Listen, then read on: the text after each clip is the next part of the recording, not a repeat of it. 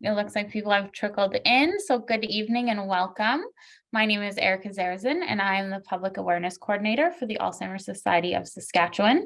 And it is my pleasure to welcome you to our Healthy Brains presentation on the link between sensory loss and dementia, presented by Dr. Paul Mick. Before we get started, I want to let you know that the presentation is being recorded, but only the presenters will be shown on video, not the participants' videos or names. We also enabled the closed captioning feature during the presentation and encourage you to turn that on if desired. You can click the option at the top of the screen or in the toolbar at the bottom right. And during the presentation, you can type your questions in the Q&A function at the bottom of your screen, and we will have a question period at the end of the presentation.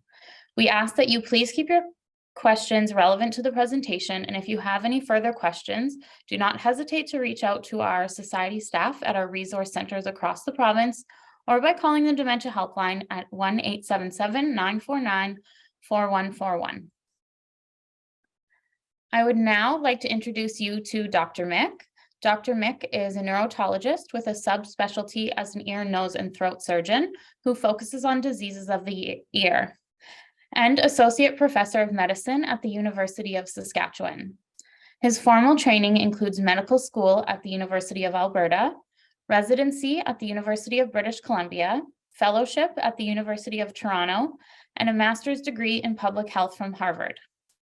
His research focuses on understanding risk factors and downstream consequences of age-related sensory impairments and hearing loss. He is a researcher in the Canadian Consortium on Neurodegeneration and Aging, or CCNA, and is part of the team researching links between hearing loss, vision loss, and dementia. He is passionate about improving treatments for services for older people with sensory loss. Welcome, Dr. Mick. Okay, thanks. I'm not sure, can people see me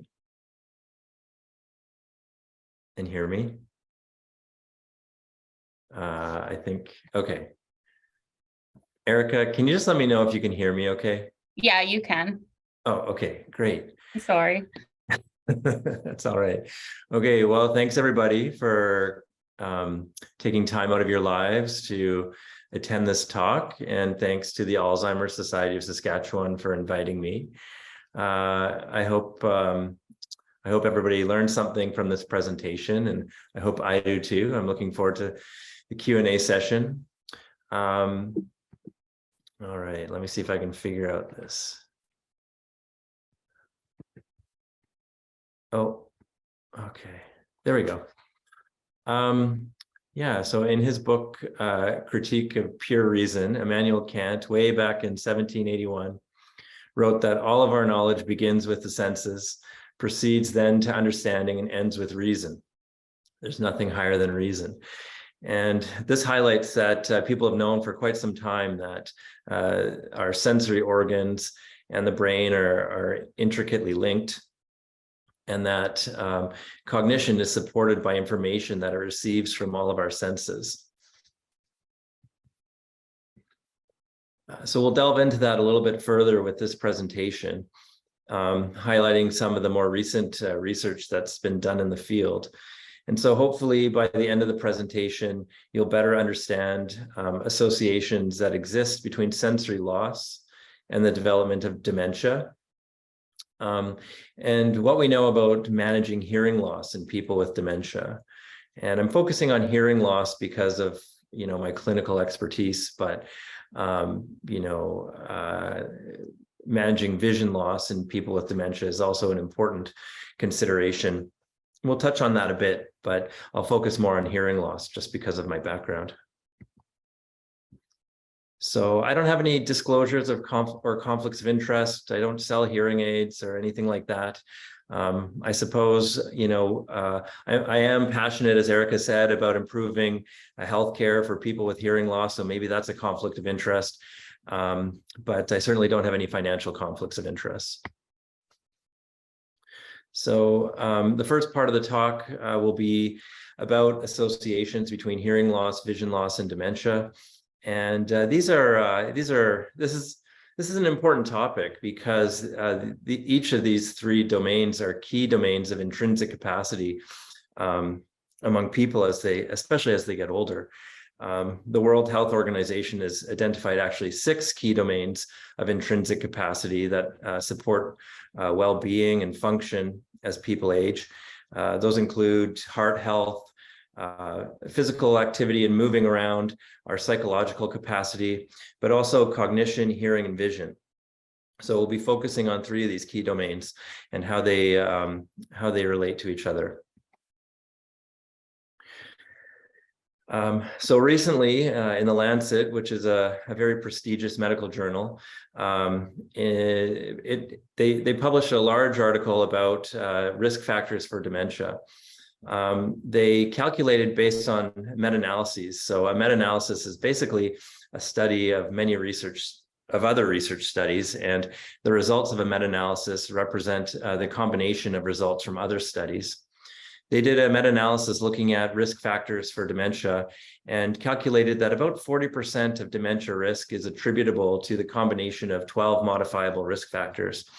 And they divided those risk factors into those that primarily occur at early life, so education in this graph on the right, those that occur at midlife, so they're in blue in this graph, and those that occur in later life. And found that combined, they 40% combined, they create a risk of 40% for dementia. So looking a bit more closely at these modifiable risk factors for dementia, they calculated what is known as a population attributable fraction. And so these are the percentages that you see next to each risk factor here. And essentially, that's a number that represents the proportion of cases of dementia that would be eliminated from the population if that risk factor was eliminated. So if you could, and the other assumption that is made with the population attributable fraction is that there's a perfect cause and effect relationship between the risk factor and dementia.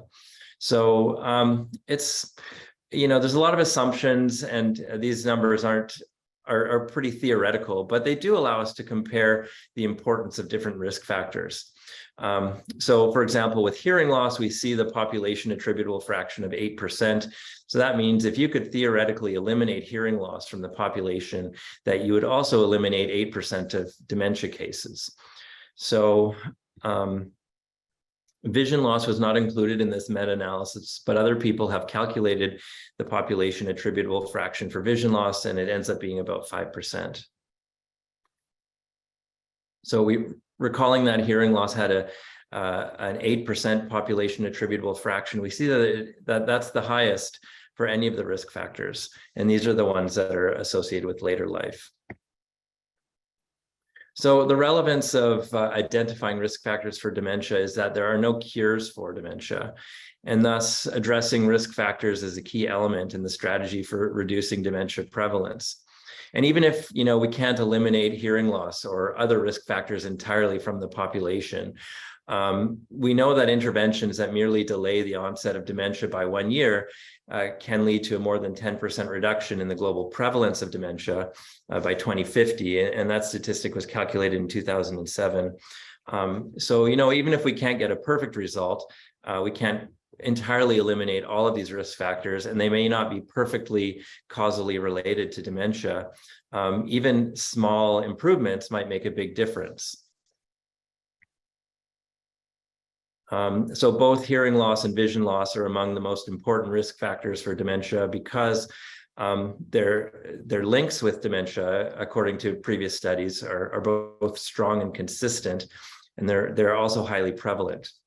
So going back to this figure, the population attributable fraction is the product of both the relative risk and the prevalence of a condition.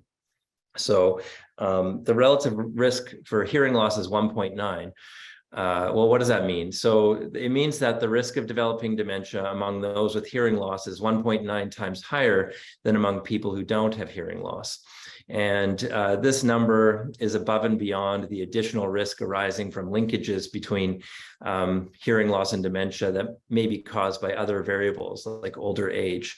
that are adjusted for in the statistical models of the studies. So you might say, oh, well, you're more likely to have dementia if you have hearing loss because most people with hearing loss are older, and we know that old age is a risk factor for dementia. Well, age is a confounding variable that would have been adjusted for in these studies. And so in this situation, you can't say that the association is because of hearing loss in older people, both being older. These other variables have been adjusted for in the multivariable models. So this is the risk above and beyond linkages that may be associated with confounding variables like age.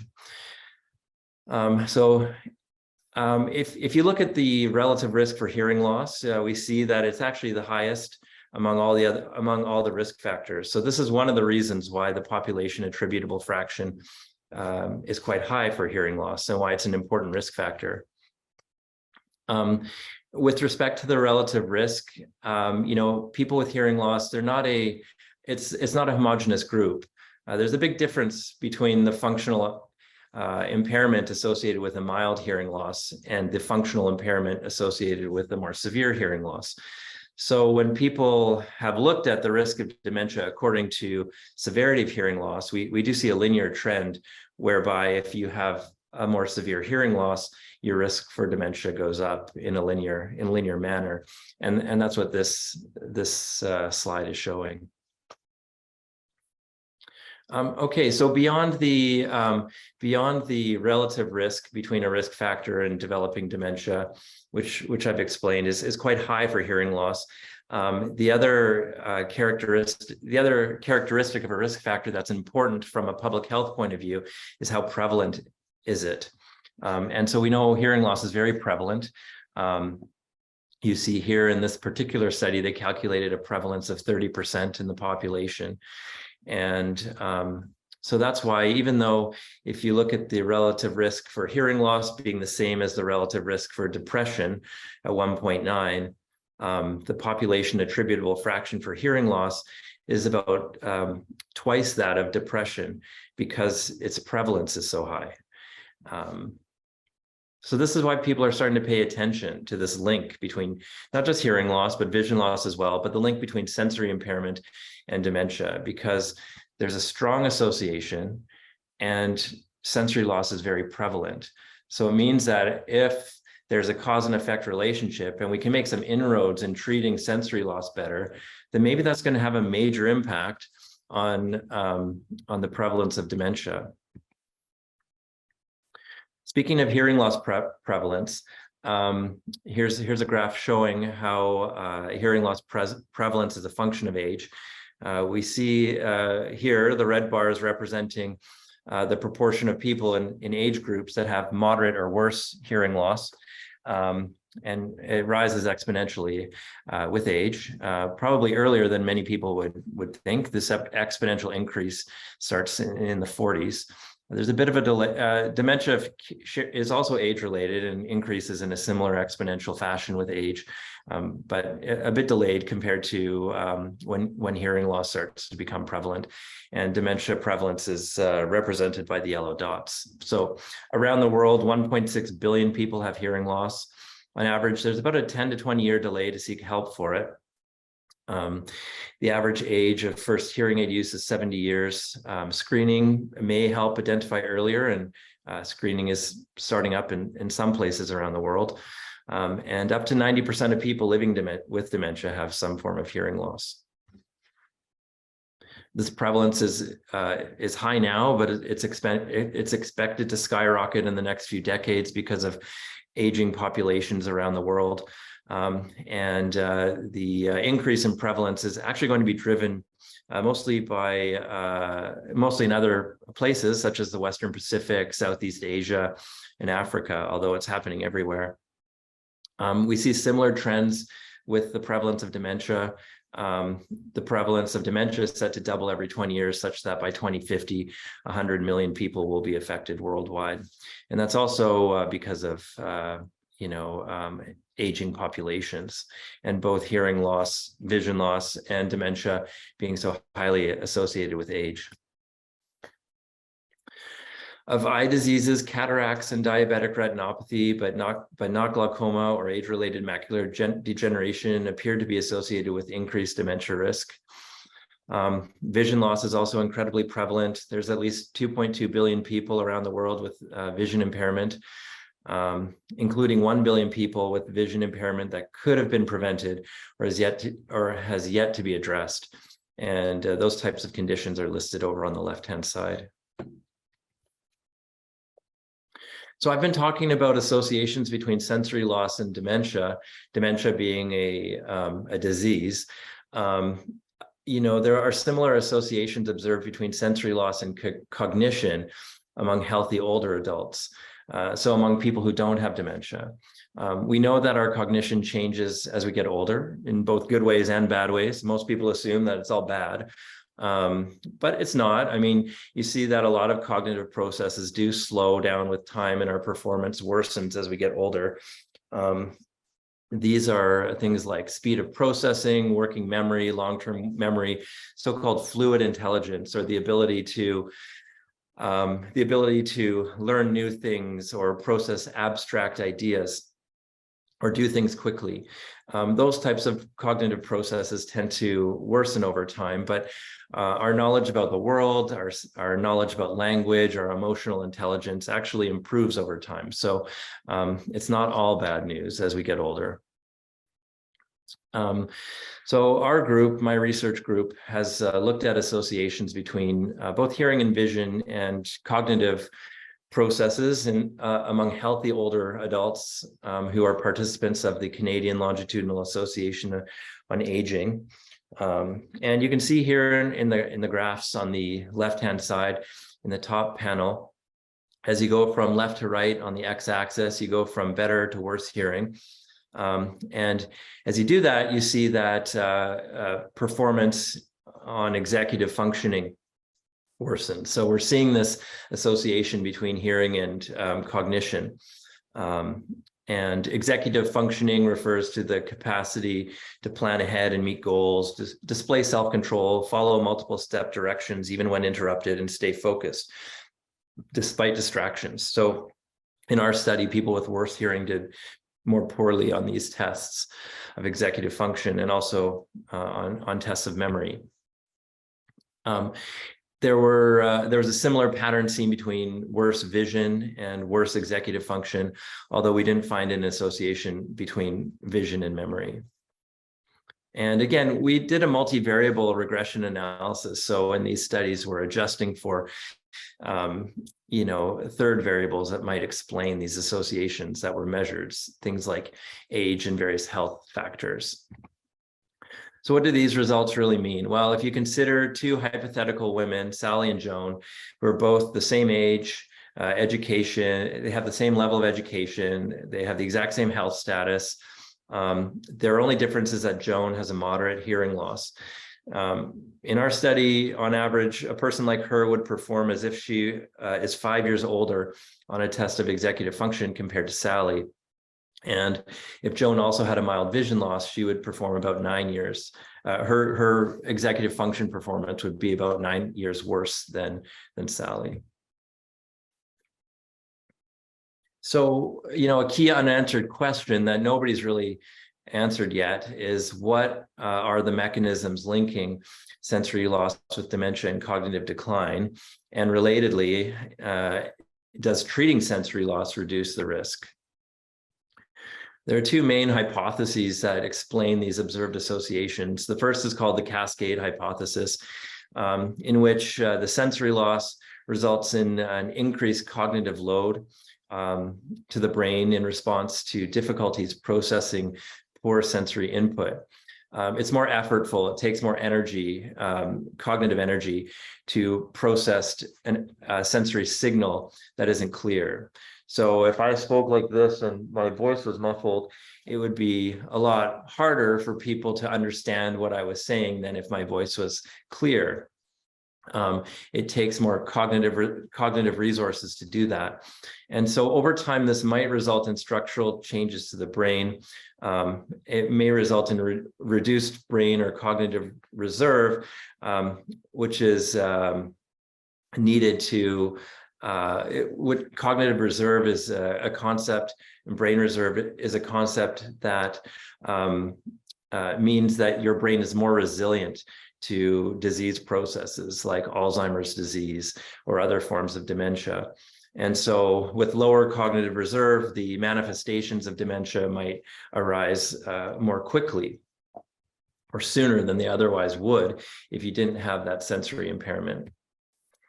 A version of this hypothesis is that sensory loss results in social isolation and reduced physical activity. And those are the things that result in the structural changes to the brain and the reduced cognitive reserve. You know, if you're not interacting with people, if you're not going out and being physically active, then your brain is not as healthy. You lose cognitive reserve, and then dementia arises sooner. And this has been borne out in various animal studies where rats are either randomized to a very stimulating socialized environment or being alone by themselves in a very drab, non-stimulating environment. And in such studies, the rats in the stimulating environments have healthier brains in terms of markers of molecular function, in terms of neuron structure, and also in terms of their behavior. The rats that are raised in social environments generally do better on cognitive testing for things like spatial memory and learning. And so it's reasonable to think that humans being social animals, there may be analogous things happening with us as well. So if this hypothesis were true, then the associations that we see would equal causation. And under this hypothesis, treating sensory loss would be expected to reduce the risk of dementia. But there's an alternative hypothesis that postulates that maybe there's a common risk factor that we're not measuring and accounting for in our statistical models that explains the link. So maybe people are genetically predisposed to both sensory loss and dementia. I mean, they're both they're both processes of the nervous system. Perhaps, adjusting for chronological age doesn't take into account so-called biological aging. People who have both sensory loss and cognitive decline may be aging faster than their chronological age, and we're just adjusting for the chronological age in our statistical models. So, maybe there's something else underlying these associations. And if that's true, then these associations would not represent the association. The association would not equal causation, and we would not expect that treating sensory loss would reduce the risk of dementia. So people have looked at whether hearing aids have helped, and there's mixed evidence from these observational studies. So in some studies that it was found that the increased risk of dementia that's associated with hearing loss was only seen in people who reported not using hearing aids. In another study, there's a similar result whereby they looked at not dementia, but cognitive scores. Hearing loss was associated with poorer cognition in this study, but only among those people with hearing loss who did not use a hearing aid. Yet another study, the results are shown in the bottom right-hand corner, looked at rates of cognitive decline over time and found that among people with hearing loss, the rate of decline actually slowed after the onset of hearing aid use. But there was just as many studies that were negative, meaning that the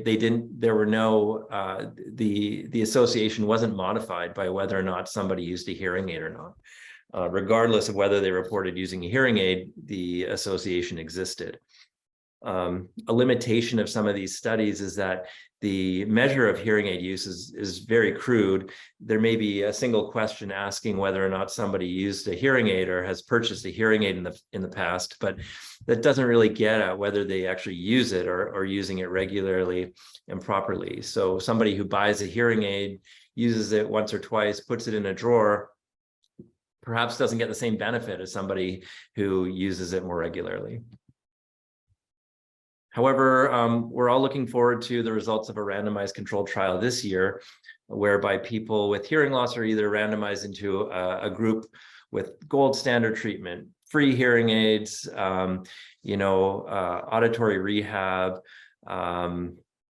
regular visits by audiologists, the teaching of communication strategies to family members and communication partners, things that aren't generally done versus people who are randomized into sort of the standard of care, which unfortunately often just involves a little bit of counseling and giving a handout about where people might go if they're interested in purchasing a hearing aid, and then leaving them to their own devices. And so with this study, the people in the two different groups are being followed over about 3 years for cognitive outcomes. And so the question will be whether people who are in this gold standard hearing treatment group have slower rates of cognitive decline over time than people with hearing loss who receive worse care. All right, so what is the take-home message from everything I've just told you? Well, number one, there are good treatments out there for sensory loss. They're underutilized and uptake is delayed. So, for example, about 20% of people who might benefit from hearing aids actually use them. And we know that there's a delay in prescribing hearing aids by about 7 to 10 years after the first symptoms of hearing loss are noticed. This may be because of stigma, costs, perceptions that sensory loss is a normal part of aging or that nothing can be done about it, or because people have other pressing health concerns. Better treatment of sensory impairments might have a positive effect on cognitive function or dementia risk, but we don't know that for sure. But even if it doesn't, there are many other known benefits, and these treatments carry no harm. So the research to date supports efforts to improve access to better healthcare for sensory loss, including societal accommodations that reduce disabilities associated with sensory loss, including cognitive decline and dementia. So I'm going to switch gears a little bit now to the second part of the talk, which is about managing hearing loss in people with dementia. So I've alluded to the fact that hearing is a cognitive task. And if you have normal hearing, listening is usually automatic. That's not always the case. I mean, you may, if you have normal hearing, you've probably been into very loud environments where it's difficult to understand what people say. You have to really concentrate and look at their faces to understand what they're saying. Say, for example, if you're at a bar, you have to take pieces of what they say, the pieces that you do hear, and kind of run it through your brain to try to fit together what exactly was said. And you can do that because you may know the context of the conversation. You may know the topic that you're talking about. You have to take the bits of degraded sound that you hear, and you have to compare that against what you think they might have said based on what you're talking about, and also based on your knowledge of language. You might have normal hearing, but English might not be your first language, but you might be speaking to somebody who's speaking to you in English, and that's that is a difficult cognitive task as well. And that's kind of analogous to what people with hearing loss go through on a regular, 24/7. Listening can be quite effortful because the signal that's arriving at their brain is not very clear. It may be distorted. And so they're constantly having to kind of take the information that they do have, which, as I say, may not be clear, and try to figure out what it was that was said. normally when sound and speech is clear, language is processed in certain parts of the brain, the Perisilvian language networks, which are shown here. But if sound is degraded, if it's distorted, if it's muffled, then other parts of the brain start to be involved as well. And that's been proven by functional MRI studies. And you can see these other areas that become involved here in red. So although we hear with our ears, we listen with our brains. And when there's hearing loss and the sound is quieter and more distorted, it becomes a more effortful task. It becomes tiring. This is actually what a patient of mine said today. She recently lost hearing in one ear. And the one thing that she's noticed over the past 2 or 3 months since it's happened is how tired she is, because it's a very cognitively challenging task now. It's no longer automatic. So, I've mentioned cognitive demand as an aspect of listening effort. Cognitive demand being a function of the acoustic challenge. So whether there's background noise interfering with the speech signal, the linguistic challenge, like whether or not whether or not you're familiar with the topic at hand, a person's cognitive ability and their language ability, all of these factors go together and play a role in how demanding understanding someone's speech can be. The other important factor in terms of listening effort is how motivated somebody is to be part of the conversation. So if you're really interested, you want to be there, you want to be part of the conversation, then you're going to spend more effort to process speech, to be part of that conversation. If you don't care, then you're not going to spend any effort. So that's why listening effort is a function of both the cognitive demand associated with understanding what's said and also somebody's motivation to understand it. A patient said, when you're hard of hearing, you struggle to hear. When you struggle to hear, you get tired. When you get tired, you get frustrated. When you get frustrated, you get bored. When you get bored, you quit. And she was proud of herself because she didn't quit that day. So, listening and hearing is a cognitive task. It's not just a task of the ear. When somebody has dementia, then these communication challenges are compounded when they have a sensory loss as well.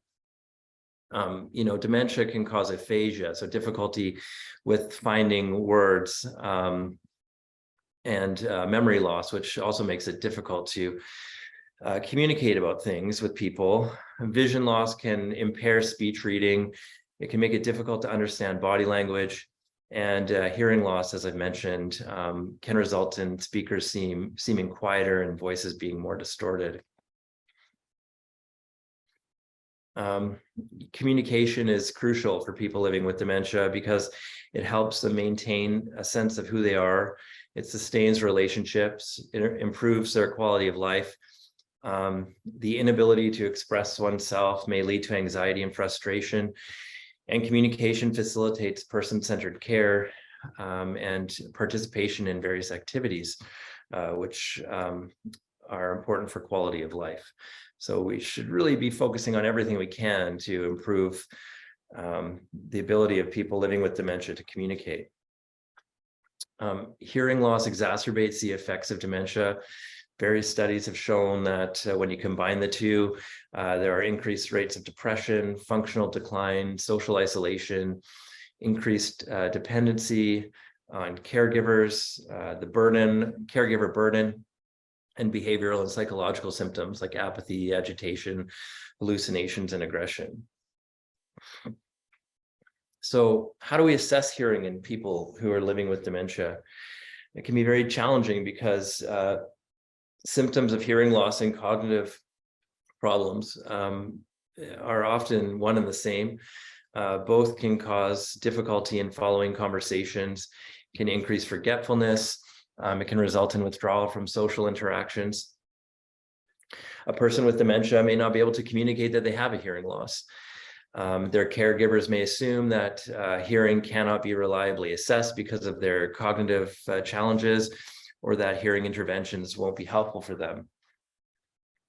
Many hearing professionals may lack confidence in managing people living with dementia.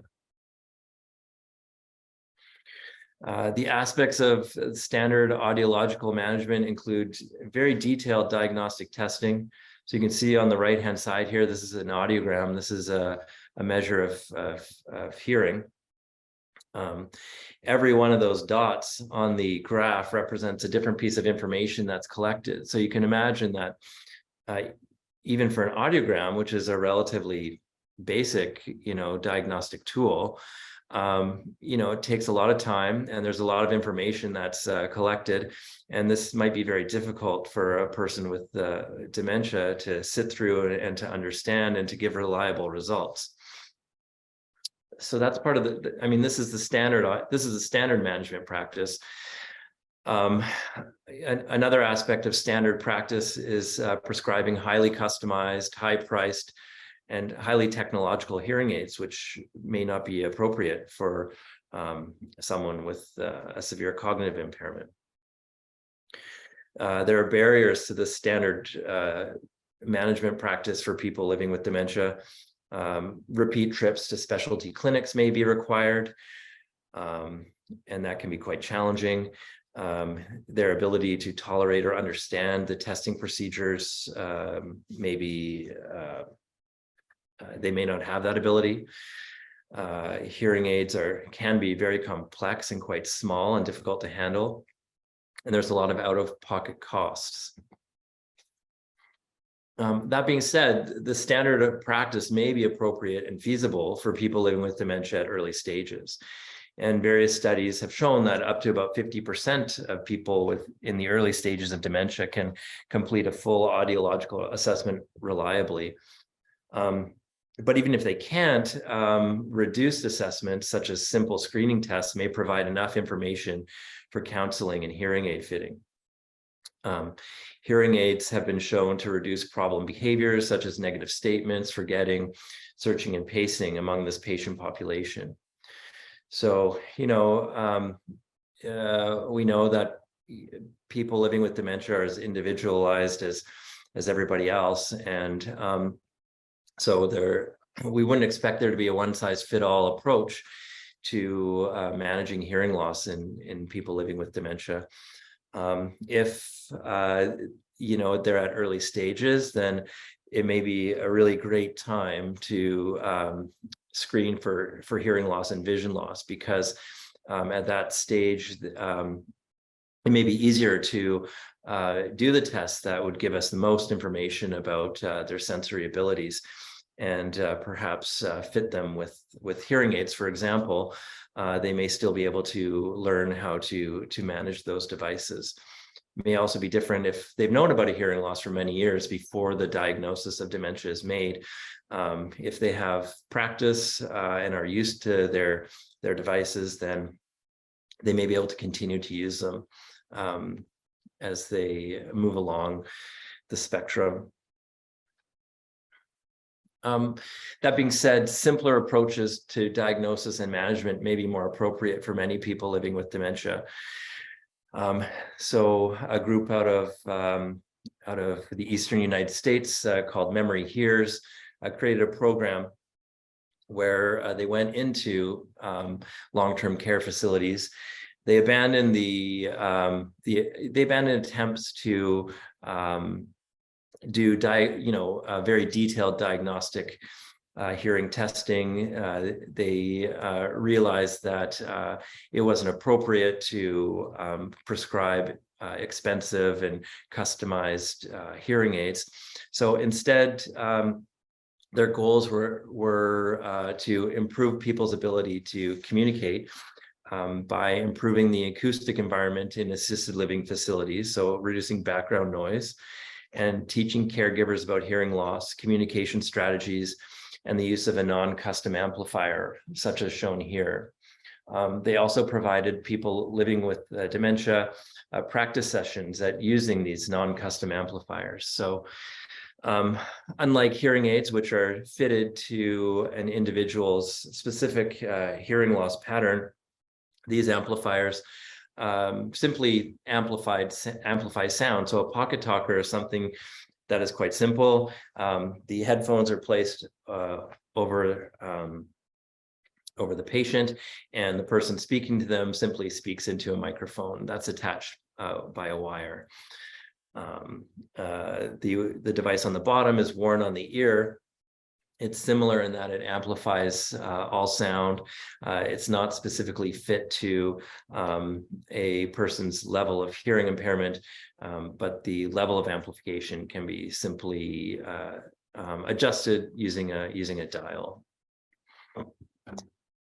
So I mentioned the importance of communication strategies that can help.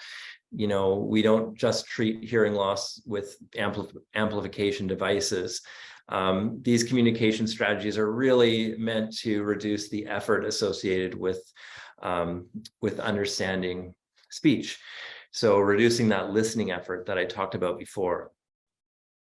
So these are very simple things that caregivers and family members and friends can learn. Speaking clearly and not rushing is very helpful. Face-to-face communication when speaking is crucial. Getting someone's attention before starting a conversation lets them know that you're about to speak and they should pay attention. Using written and graphic cues can help supplement spoken language. Staying on a topic or providing clear transition statements when you're switching from one topic to another can help people continue to understand what's being said. Reducing distractions and using nonverbal communication like gestures, actions, touch, facial expression can all help with speech understanding. And of course, patience is key. It may not work at first, but try again. Speech is also understood visually. So, if there is a vision loss, you should address it if it's present. You want to maximize lighting so that faces are lit. You're not backlit when speaking with somebody. Masks are becoming less of an issue, but have been a real barrier to communication for many people with hearing loss. So, what did this study show? The study Memory Hears, where they went into the long-term care facilities and they provided teaching and they addressed background noise and they taught people how to use the non-customized amplification devices. Well, first of all, a lot of people wore the listening device. So you can look at the graph on the right. The blue bar on the left and the orange bar right next to it indicate people who didn't use the amplification device or used it for less than an hour a day. Over time, they were consistently about 25 to 30% of the people in the study. But that meant that 70% of the people in the study were using these devices for over an hour a day. And that was consistent over time. There wasn't a drop-off. People continued to use it. They liked it. About 40% of participants showed improvement in depressive symptoms and in their neuropsychiatric profile after a month of the program being in place. And 94% felt that it would help others in similar situations. A few quotes from caregivers who were involved. She began telling her historical stories more accurately. She asked questions in smoother sentences. Her willingness to make decisions is stronger. Such decisions have made more sense. No, the dementia is still there, but it seems to take more of a backseat in her life. Another caregiver was excited that phone conversations started up again.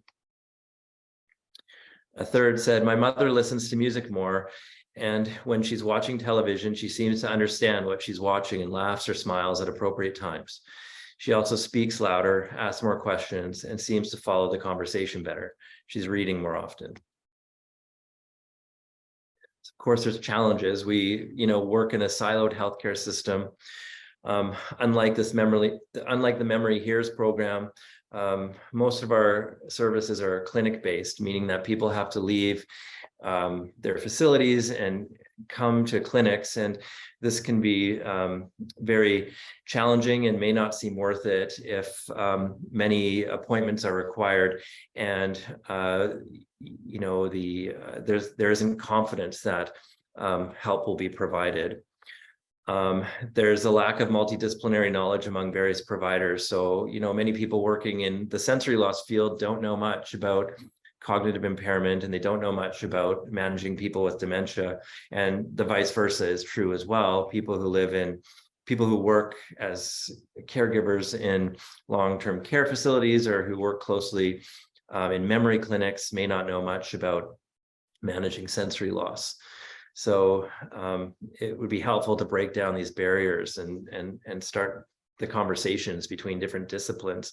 And this is true in the dementia world, but also for aging in general, because aging tends to happen as a package. You don't just get one condition or another, which is more common for younger people. And often you get this combination of factors. The knowledge of associations between sensory loss and dementia has not necessarily led to actions to improve care of sensory loss for people with dementia. So we've got some work to do there. We've just really scratched the surface, but I found a lot of great information and support online for people who are interested. So the Alzheimer's Society of Canada has an online module called Communicating with People with Dementia. The Alzheimer's Society in the United States has something similar, as does the Alzheimer's Society in the United Kingdom. And there's some really great videos and tips and examples of you know, people using some of these communication skills that I've mentioned, some of these strategies.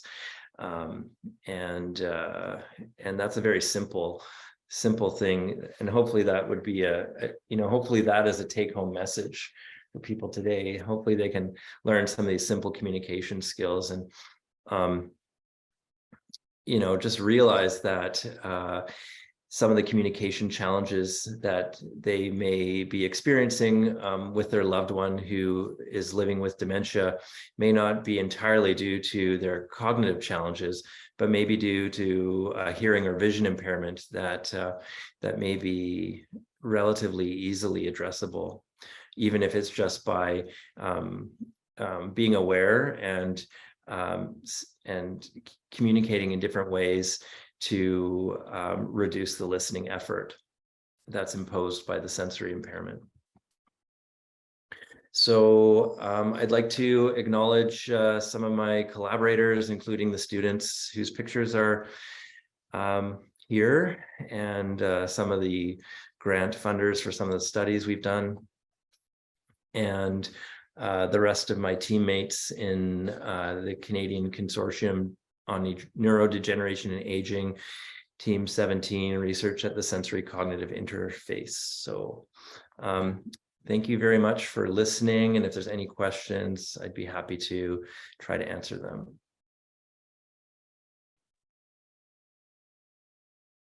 Thank you, Dr. Mick. I know I learned a lot from your presentation, and I hope everyone found it as interesting as I did. So we will soon be answering questions from the Q&A box. So if you haven't typed them in, we encourage you to do that now while I tell you a little bit about the Alzheimer's Society of Saskatchewan. The Alzheimer's Society's vision is to live in a world without Alzheimer's disease and other dementias. And the mission is to empower all people to live well with dementia while funding research into prevention, cures, and quality of life. There are multiple Alzheimer's Society research centers across Saskatchewan. In fact, in the 21-22 fiscal year, we served over 2,400 individuals from 300 communities across Saskatchewan. A couple things I want to note is you do not need a formal diagnosis to be connected to us, and we support those affected by Alzheimer's disease and other dementias and have resources and knowledge about many types of dementias. So what can you expect from the Alzheimer's Society of Saskatchewan? First, individualized connection and service. So we provide individual information and support available both for people living with dementia and their care partners. Also learning opportunities, which include the Learning Series courses to help people with dementia, their families, and friends to live as well as possible with the disease. These courses build upon each other, covering the continuum of the disease, and evenings of education, which are standalone topics presented by context experts. Next, we offer connections. So this includes support groups, which offer the chance to exchange information with others living with and affected by dementia, access the most current information, learn and share practical tips for coping with change, and decrease feelings of loneliness and isolation. It also gives people a chance to express feelings and be reassured that these feelings are normal and find a sense of hope. We have our Minds in Motion program, which is a 2-hour weekly program that combines physical activity and social activity for those with early stage dementia and a friend, family member, or care partner. And we also have connections to other organizations. So this includes providing information on available services provided by the Saskatchewan Health Authority, other government agencies, and lists of private or community-based organizations that help support people's dementia journey. If you have any questions about dementia or need someone to talk to, you can call the province-wide toll-free dementia helpline phone number that is listed on the screen, Monday to Friday between 8:30 a.m. and 4:30 p.m. Next, I want to briefly tell you a little bit more about dementia research. So the keys to progress lie in investing in dementia research, revealing the mysteries of the disease, and advancing diagnosis, treatment, and prevention. All research stimulates hope for the best life. The Alzheimer's Society of Saskatchewan funds research in partnership with the Alzheimer's societies across Canada through the Alzheimer's Society Research Program. The Alzheimer's Society of Saskatchewan depends on the expertise of the Alzheimer's Society Research Program to allocate research dollars to innovative peer-reviewed projects that focus on finding treatments, cures, and causes, as well as improving the quality of life for people currently living with dementia. The Alzheimer's Society Research Program is Canada's most innovative hub for dementia research, helping the brightest and best minds in the field spark new ideas and transform them into impact for people. Research can be funded through 4 grant opportunities. So first, we have the Proof of Concept Grant. So this supports investigators with innovative approaches and projects with potential high risk and high yield. We also have the New Investigator Operating Grant. This supports new investigators within the first 4 years of their faculty position. We have a Postdoctoral Fellowship Award. So this program supports trainees within the first 18 months of completing their PhD program, and the Doctoral Awards, which is intended to support students in the first 18 months of their PhD program. And the last thing from me before we get to the questions is about donations. So as a nonprofit, 3 out of every $4 the Alzheimer's Society of Saskatchewan receives comes from donations. So these donations inspire hope, which provide early diagnosis and greater awareness efforts for new medications and treatments, to provide strategies for coping, to provide care partners the confidence in their abilities, and to continue to serve Saskatchewan communities with support and resources that are reflective of their needs. So these donations come in during events as sponsorships, gifts left in wills, monthly donations, or as general donations to the society. So thank you, and we will now get to your questions for our presenter.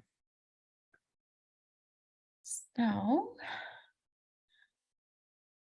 the first one we have here, can hearing loss due to tinnitus cause dementia? And are there any treatments for tinnitus?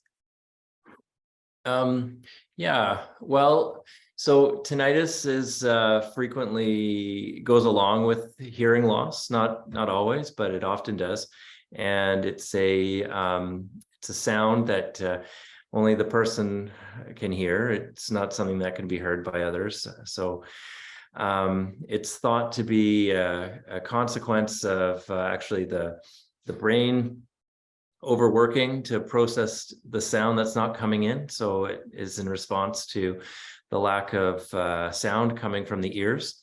And so this increased activity in the auditory processing parts of the brain can be perceived as a ringing or a buzzing or a hissing sound, which is more noticeable when there aren't competing noises.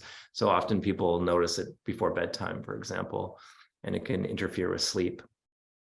There are many ways that you can reduce tinnitus, or the bother that is caused by it. So actually improving your hearing can make tinnitus better. So if you provide more sound to the brain, like through a hearing aid or a cochlear implant, then tinnitus tends to go down, tends to diminish, because you're providing more sound to the brain so that overreaction doesn't happen anymore. Amplification devices are very helpful in reducing the impact of tinnitus. Other ways of managing it include using like masking noise. So if there's background noise, sometimes that masks the tinnitus. So some people will play some quiet music before bedtime, or put on a white noise machine to mask the sound.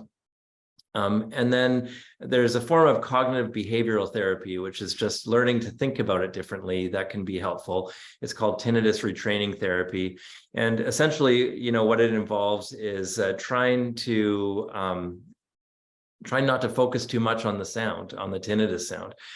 Because, hearing is sort of like vision. We can focus on different things. You may be in a room where there's a lot of fans and background noise, but you're not even aware of that sound because you're focusing on something else. And that's the key with tinnitus management. We don't want people to focus on that sound. We don't want them to listen to it, because the more you listen to it, the more you pay attention to it. We want it to just fade off into the background. And you can do that if you shift your focus to other things. So there isn't like a pill or a surgery that makes tinnitus go away, but there are lots of ways of managing it so that it's less impactful. Tinnitus itself is not known to cause dementia. Hearing loss is not known to cause dementia. I think I addressed that in my talk, that we don't really know that the association is a causal one. It might be, but there haven't been any studies to show that tinnitus in particular is a cause of dementia. Dr. Mick, are there any hearing aids that work with tinnitus then? Well, yeah, there are hearing aids can help. Any form of hearing aid can help by improving if you have hearing loss and your hearing loss is what is the underlying cause of the tinnitus, then treating the hearing loss can actually reduce the tinnitus. Yeah, I mean, if you're experiencing tinnitus, I would go and see an audiologist at a hearing clinic. You don't need a doctor's appointment. You don't need a doctor's referral. You can call and make your own appointment, and they can do a hearing test. And if you're a hearing aid candidate, they'll show you different options. And you could consider that. There are various other devices that can help with tinnitus too, by masking the tinnitus noise, and those ones can sit right on your ear. Okay.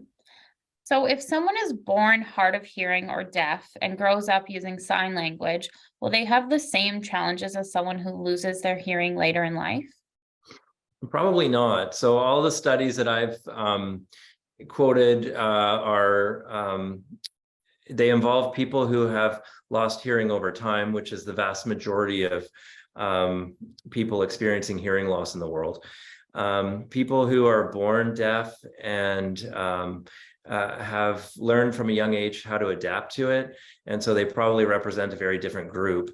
And they haven't been the focus of these studies that have shown associations between hearing loss and cognitive decline or dementia. Okay, thank you. Can you clarify if there's a proven relationship between sensory impairment and the development of amyloid plaques in the brain? No, I don't think that there's any. There would be no studies that would have shown that. And there have been some studies that have shown associations between sensory loss and physical changes in the brain. So I'm thinking of studies that have shown faster rates of loss of brain volume among people who have hearing loss. So these would be studies where people are followed over time with serial MRI scans. And at baseline, they would have had their hearing levels measured, and the rate of loss of brain volume would have been tracked over time among people according to their level of hearing impairment. And I know there have been at least a number of studies that have shown that the rate of volume loss is higher among the people who have worse levels of hearing. But again, that's an association, not a causation. That proves the association does not prove causation. So I know that there's no studies that have proven that hearing loss causes amyloid buildup. I'm not aware of any studies that have even shown associations between the two. They might be there, but I'm just not aware of those studies. Okay, thank you. And someone is asking to see the slide again with the pocket talker because they would like the info on that. If we could flip back to that, I believe it's slide 55.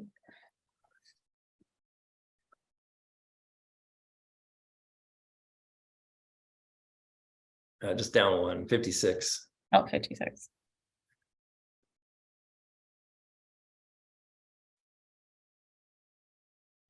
If anyone has any further questions about that too, you can type that in the chat. The next question, could you please comment on the relationship between the risk factors mentioned and the latest research of possible causes of dementia? Okay. I mean, I can try. So, I mean, there's a variety of risk factors. So, things like low education, smoking, traumatic brain injury, depression, social isolation. So, I mean, this is a wide variety of different risk factors. I'm not sure if we can lump them all into a common pathway. I don't know if they all lead to dementia. Well, first of all, we don't know if there are causes or if there's a causal pathway, and if there is, do they all follow the same pathway? Is there only one mechanism that links all of those risk factors to the development of dementia? I would say probably not, because dementia is so complicated. I mean, I'm using the term dementia, but it really may be the end symptom of many different biological processes. We divide dementia into various categories like Alzheimer's disease, Lewy body dementia, vascular dementia, Parkinson's, Huntington's, but I don't know if anybody's really confident that these classifications, which are based on clinical signs and symptoms mostly, are representative of the underlying biological processes that are happening. And without knowing those underlying biological processes, then it's hard to say specifically how these risk factors lead down that pathway. So it's a very long-winded non-answer to your question, but I guess the answer is I don't know. Sorry, I'm just an ear, nose, and throat surgeon. Well, thank you. We appreciate your honesty and trying to answer the question still. Yeah, no, it's a very good question. I would love to know the answer to that. It's a very important question. Knowing these biological mechanisms is key, because then it allows us to understand the disease processes better and how to intervene. So I guess, when I said that, I guess that's what I was getting at a little bit when I said that the take-home point might be that even if we don't know that treating sensory loss better will prevent dementia or will prevent cognitive decline, it might, and it's a simple thing to do most of the time, and there's no harms, and there may be other benefits. So even though we don't know all of these things, there are still things that we can do based on what we do know. And like same with social isolation, or like physical activity, or eating healthier. These are risk factors too, or quitting smoking. Like, we don't necessarily know that for sure that's going to reduce our risk of dementia, but let's do it, because, you know, there may be other health benefits, and maybe it will.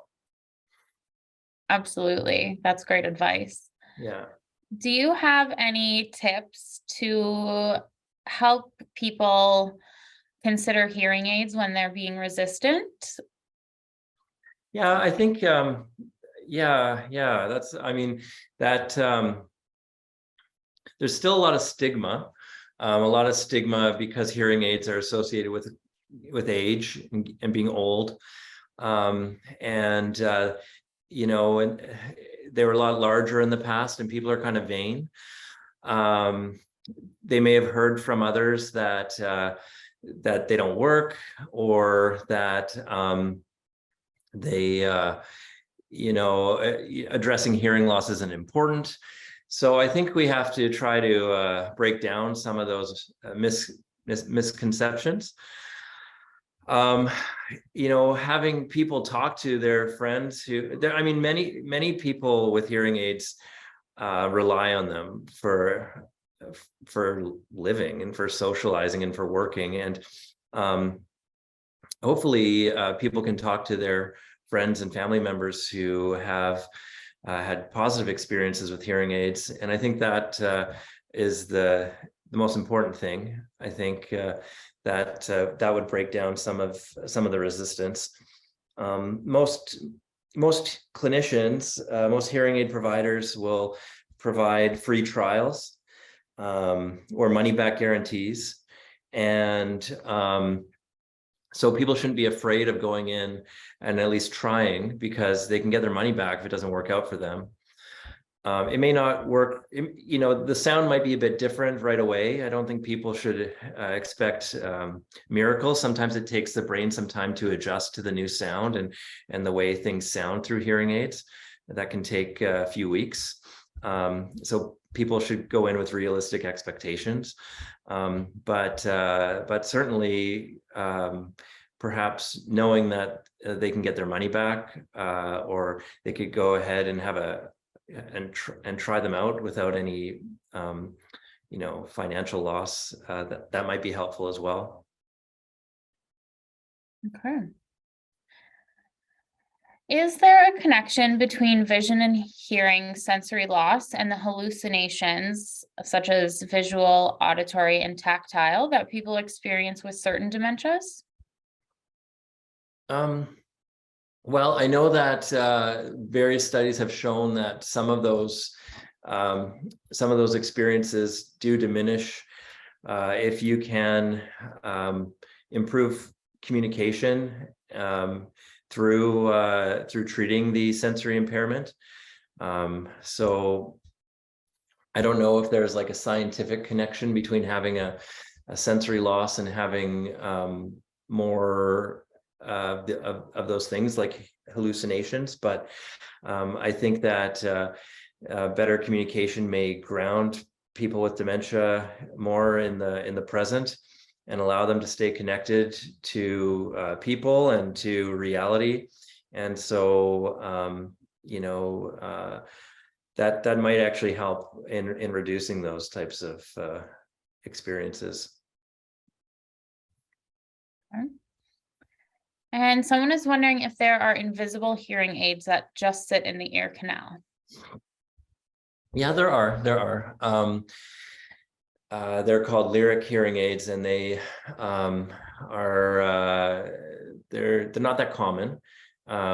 They have to be placed by a clinician and then replaced every few months or so. They can be problematic because they may build up with wax or increase the risk of infection. The modern hearing aids that just sit behind the ear and have a very small clear tube that curls down and into the ear canal with a little dome and speaker on the end are actually very hard to see, and are probably a simpler option for most people.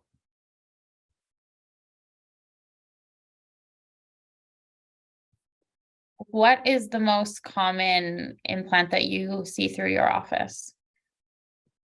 Oh, well, people with very severe to profound hearing loss may benefit from a cochlear implant, which we do about 40 to 50 a year here in Saskatchewan. It's not fully implanted. There's still a large hearing aid on the outside that communicates with the device on the inside. And then there are bone conduction hearing implants for people with a rare type of hearing loss that prevents the sound from getting into the inner ear. So these that's called a conductive hearing loss, and these people they hear well if sound is conducted to their inner ear through the skull. And so these implants are actually embedded in the bone. And again, they communicate with the hearing aid on the outside. Okay. Do you have any thoughts on why hearing impairment is a higher risk factor associated with dementia than visual impairment, as it seems we live in a more visual world? Yeah. Well, part of it is that if you think about the population attributable fraction as being a product of the relative risk of the risk factor times the prevalence, hearing loss is a lot more prevalent than visual impairment. So just based on that, at the population level, it's going to be a more important risk factor. Yeah, I'm not sure. I mean, and this is just a stab in the dark, but if there is a link through social isolation, hearing is a little bit more strongly associated with elements of social isolation because it's so important for verbal communication, and much of our social communication is verbal, and so perhaps that might explain the stronger connection. But the connection between vision loss and dementia is there, and it's definitely not negligible. I maybe didn't focus on it as much today just because of I'm a hearing expert, so I don't want to minimize the research that has shown similar associations. And vision and hearing loss are they're synergistic. So I mean, we don't live in a world where we just we don't just live visually and we don't just live auditorily. We experience sights and sounds together, and so it's important to look at sensory impairment to get as a package. And I mentioned the fact that healthcare is siloed. Sensory healthcare is siloed. I mean, you have to arrange different appointments to see people to assess your hearing and assess your vision. But these people should be working together because we see and hear the world as one, and smell and touch as one. And if you have an impairment in one sense, you may rely more on the other sense to compensate. So it's important that we treat sensory impairment as a package as well. So yeah, okay. Another kind of non-answer, but thank you for allowing me the opportunity to stand on my soapbox. Of course. Do you know if auditory processing disorder has a strong link to dementia? Yeah, so a lot of the studies that I focused on today, they looked at hearing impairment according to pure tone thresholds. So they measured hearing loss according to somebody's ability to press a button when they hear a sound, a tone. That's the standard way of assessing hearing loss, is asking people to respond if they hear sounds at different levels, and these sounds are usually presented as tones. In auditory processing disorder, you may hear those tones well, you may still be hearing quiet sounds, but the sound that reaches your brain gets distorted along the way. So it's not hearing loss per se, but it's a problem with speech understanding and sound distortion. So a lot of the early studies looked not at auditory processing disorder as per se, as a clinical entity, but at speech understanding as the measure of hearing rather than pure tone awareness. And those studies did show a strong link between speech understanding and cognition. And that makes sense because speech understanding and speech perception is a cognitive task. You know, responding to a tone by pressing a button or by raising your hand when you hear it doesn't take a lot of cognitive input, but understanding words, especially in challenging acoustic environments, does require cognitive input.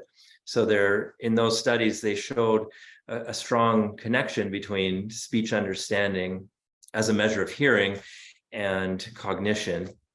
But the studies were a little bit confounded because speech understanding isn't a purely auditory task. And you can't really separate the two. Yeah, there is a fairly strong link between speech processing and cognition, and people have looked at it as perhaps an early marker of cognitive decline or dementia. You know, should this be added to the battery of tests that we use to determine if someone is at risk of developing dementia, their ability to understand speech, particularly in challenging acoustic environments. Okay, thank you for that. I think that's all for our questions as well. So I really appreciate you spending your evening with us, Dr. Mick. If you have any last comments or anything, you can. Oh, no, I don't. But thank you so much for this opportunity to get to know your group. And thank you to the Alzheimer's Society for enabling the closed captioning today. That is just one way of making our world more age-friendly. So I do appreciate that. Thank you. And we definitely appreciate you. And we appreciate everyone attending tonight to learn more about dementia and support your community. So please do not hesitate to call our dementia helpline if you have any further questions. This also was recorded, so we will be sending it out to you and it'll be available on YouTube. So thank you, everyone, and good night.